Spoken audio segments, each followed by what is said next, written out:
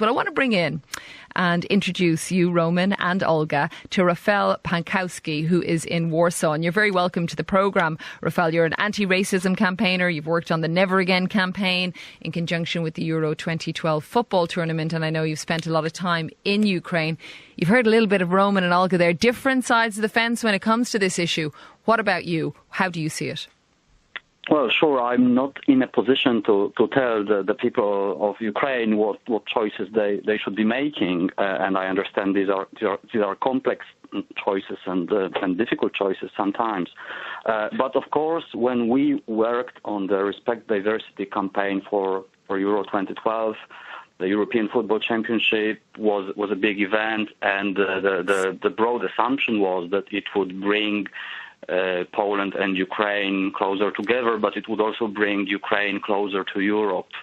And that hasn't really materialized, as we know. Poland and Ukraine are neighbors. They have a lot of common history, and ordinary people get on really well.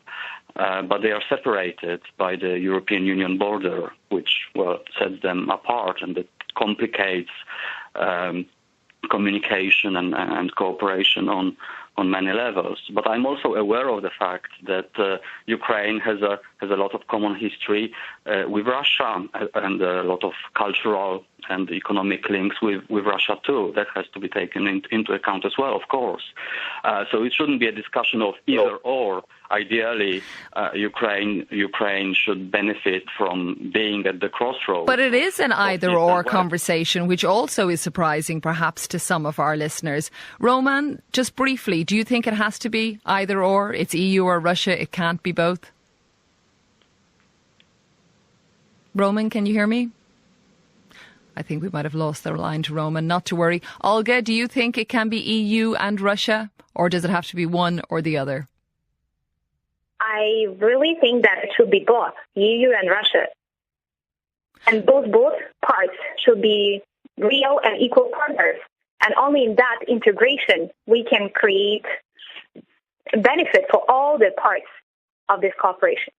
Well, just one other point that our listener may be interested in, that President Yanukovych indicated, although it's not totally, shall I say, explicit, that the EU had not offered his country a big enough package of financial aid. That might be something that came into it, but of course we just don't know. We've also got some tweets that are coming in right now. Michael in the UK has tweeted, maybe Russia won't cut off their gas so readily as they would have otherwise. And JDN, who's in Dallas, tweets, I bet Mr. Putin is happy. Well, we can't know exactly what he's thinking, but we do know that it is something that many of you are getting in touch with and talking to us about here on World Have Your Say. So I want to thank our guests that have given us a little window into what has been happening, not only in Kiev, but also in Warsaw and Crimea in the Ukraine. I want to thank Roman Volchuk, also Olga Lashenko, and you just heard from Rafal Pankowski.